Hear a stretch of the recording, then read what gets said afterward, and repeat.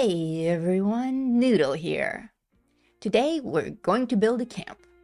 Not just any camp, your very first small player camp. And it will be cheap, easy, functional, and gorgeous. When else do you get all these things in one package? Whether you're completely new to the game or if you just created an additional new character, I bet you're gonna learn some cool new tricks from me today. First, let me slip into something a little more level 13. Alrighty, this is my small character, level 13. Let's have her build a very basic first camp. For those new to the wasteland, setting up your first camp can be a bit daunting. First things first, to even begin building your camp, first time player or not, you gotta complete some initial quests. Fortunately, I happen to know a guy.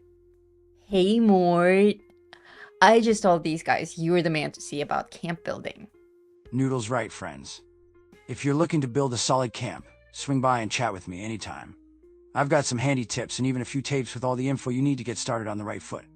Listen to Mort's tapes, they're pure gold for new players. New or returning, straight out of the vault, you'll be limited pretty much to the forest region, which is actually great. It's the safest area on the map and the easiest to build in while you're suffering from limited resources and weak defenses. Terrain in Appalachia is a bit tricky pretty much all over the map. You think you have a nice spot picked out, but as soon as you start building, you realize that things are hovering. Don't let things hover. There's one perfectly, flawlessly flat stretch of ground on the map, and that's the golf course over at White Spring. We won't be building there though.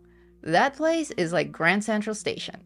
Everyone and their mother builds there, and if you place your camp in a popular spot like that, you may have trouble logging into a server that can actually generate your camp. Major setback. Instead, pick a nice remote place with somewhat friendly terrain. I have just the perfect spot all picked out for us already. You won't have this little house icon, obviously, I just placed it here so that it's easier to show you on the map. Once you get here in person, there's some landmarks. There's this tower thingy and a nature trail sign, and then this glorious gazebo. That's the spot. Placing a camp and building it out costs resources and takes time. This is why I like to work with pre-existing structures, or later in the game with prefab buildings. I save a ton of resources this way. Most houses in the game won't let you place the module there though, and those that do are extremely difficult to work with. Gazebos, on the other hand, are beginner friendly and offer a solid foundation for your camp. This particular place is super friendly and already offers a structure that you can use with walls and a roof and a floor. They even solved the terrain problem for you with all of these stilts. This is actually a pretty extravagant start. When placing your camp module, you will see this green or cyan outline if the area is friendly for camp placement. If you see a red outline, that means something's in the way. Either the game won't let you build there at all, or you're on some weird incline. Just walk around with your module selected until the area turns green, or cyan. Then place it. Remember that there's a placement cost though. Don't readjust your camp by a millimeter 1,000 times until it's perfect. You'll run out of money fast. If you pop out in free cam view, you'll see that your build area is round, which is a little weird, but it's what we have to work with. It's a perfect circle around your module, which puts your module smack in the middle of your camp. Fortunately, you can move it. So I'm just gonna grab mine and drag it right over here. Yeah, right here. Close enough. Here's a fun fact that not a lot of players know. Camp modules attract and even spawn enemies. So put it far away from your home and leave some space for turrets around it. We'll get to home defense later. Generators also attract enemies and enemy fire. One of the camp building initiation steps is to place this stupid crane sign and connect it to electricity. Do it, get it over with, and get this thing out of your camp. Every single new player out there will have one. It does nothing. It just takes up space, eats electricity, and attracts enemies with that exposed generator. You can scrap the sign, you'll never use it again, but don't scrap the generator. Stash it instead. That way you won't have to pay for it again should you decide to use it later. Before we move on, a quick thank you to all of our channel members and patrons. And we have some new friends among us. I Am Me Not You, Stephen C, Name It, Robert, Bolt Vixen, and Stargazer42. And a special shout out to Cameron, who I'm sure is listening right now while at work. Have a wonderful day, my friend, and thank you so much for tuning in. Since we don't have to worry about creating the structure itself, which requires a lot of wood or cement, we can just start adding the first essential items. I like to get the workbenches out there first. So I'll place my weapons workbench, armor, and tinker's bench. You'll notice I'm a building nerd. So as I'm placing my workbenches, I'm also adding new walls and meshes to the gazebo structure. You don't have to worry about that stuff. These decorative details will be very specific to each player and very personal. Also, we'll all have different plans to work with. My level 13 actually inherited some of the plans from my level 300, but not all of them. So those of you who already have bigger characters, you will have more stuff to work with. But the essentials are there for all. Basic workbenches, you have them. Cooking station, you have it. It doesn't matter which version of the cooking station, just set it up. Again, just showing off here with an extra platform for my cooking area.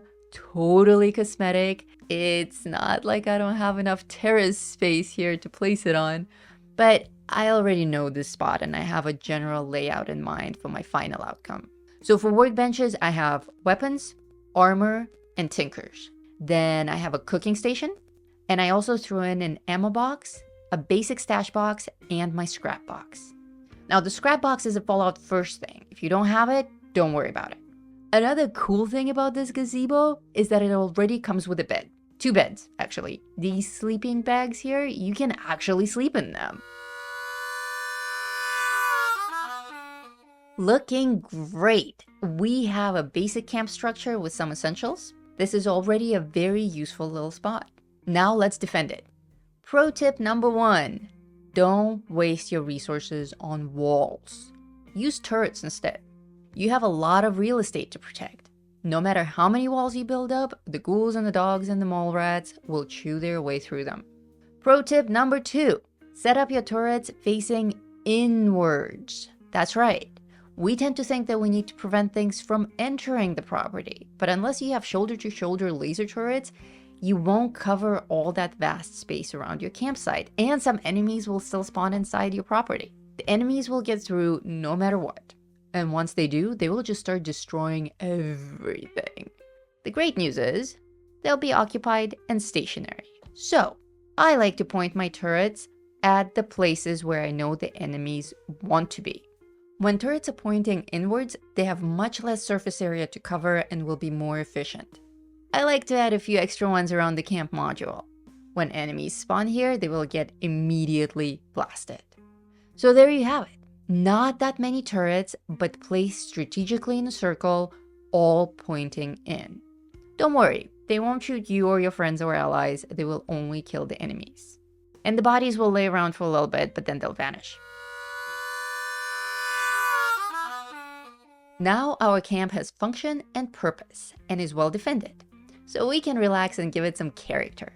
This is the fun part. I've already done some basic decorating here with what I have as my level 13 character. You will have a completely different set of plans to work with, so don't worry if you can't copy my lights or my walls or your bed is different.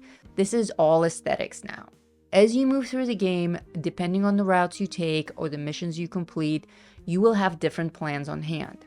You can also buy fun plans from other players, and you can buy cool stuff from the Atomic Shop, as well as get rewards for quests on the scoreboard. So we all have different junk to work with. As I'm showing you mine, what I want you to pay attention to is how minimal my space ended up being after all, yet very cozy. I kept it immersive and consistent with the style of the original rackety gazebo structure. Of course, at some point I ran out of wood. Fortunately, we're in the forest region, so I just ran around for a few minutes, gathered a bunch of wood, and back to work. Oh, hey, if you're having fun and enjoying this video, don't hesitate to say, "Thanks, Noodle," by clicking that little heart icon under the video. That's a super thanks. I'll never turn down a super thanks. Also, consider becoming a channel member or patron. Those guys get extra special treatment and gifts. Notice that I never set up a generator. Like I mentioned earlier, generators are kind of a pain in the butt. They're loud, expensive, take up space, you have to route ugly cables from them, more resources, and they attract enemies. So better off without one. There's nothing here that actually needs electricity. Workbenches don't need it. Turrets don't need it, not at this level anyway. When you get bigger, there will be things that need power. In my 300 camp, I've actually built an add-on to my house that hides the giant ugly generator. But here, I don't need to power anything other than lights. I solved the light problem by using only candles, those green hanging pretty beach lights, and using objects that I had in my inventory that already glow. You can solve that problem even easier by not slapping on all these walls into your gazebo like I did. That way you'll just have natural light. What else can we do here to make it more homey and more functional? Let's invite an ally.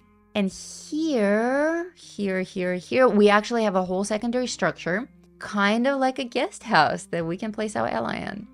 Allies are NPCs that you can recruit to live in your camp, defend it, and offer additional services. Each ally has their own superpower. Some offer quests, some offer buffs, and they are all vendors. Poor vendors, but vendors nevertheless. I'm setting up Steven, the Mothman worshipper. You may not have this one, but keep an eye out for a cool camp companion. Steven here gives out Mothman blessings. A blessing lasts for an hour and gives XP buffs. He cannot be killed, and he will defend your camp with a giant flaming sword. How cool is that? I also like to have a Collectron in my camp. You may or may not have a plan for a Collectron yet, but as soon as you get one, set it up. My favorite is the Junkyard Dog. He's a dog! Of course he's my favorite. He has a house and everything, and he wanders around all day long collecting junk. You can go into the main menu here on his house and tell him what you want him to collect. This menu will also vary player to player depending on what else you have unlocked. My bigger character has him collecting Nuka-Cola. This one doesn't have that option yet, so I'll just set him to junk. And occasionally I'll combine collect all junk and scrap it for resources. I used to build my camps near a water source only. Now I don't think it matters that much. If you have a stream on your property, great. You can plant a water purifier in it when you're bigger. But there are also land-based water purifiers. So for me, natural water sources are just no longer a must. I'm gonna drop a water pump here. I like to put water sources near a cooking station. We mostly need water for cooking as small players. And let's see, what else do I have? A rustic sink.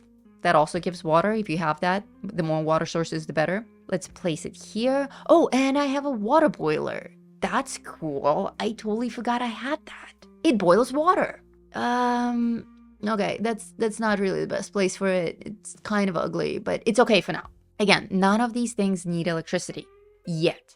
As you get bigger, you'll need to start using generators and learn how to route power and all that. But for now, don't worry about any of that stuff. You have a place to craft, cook, sleep, and heal. That's all you need. So there you have it, friends. Your very first camp, built on a budget with nothing but some wood and a lot of love.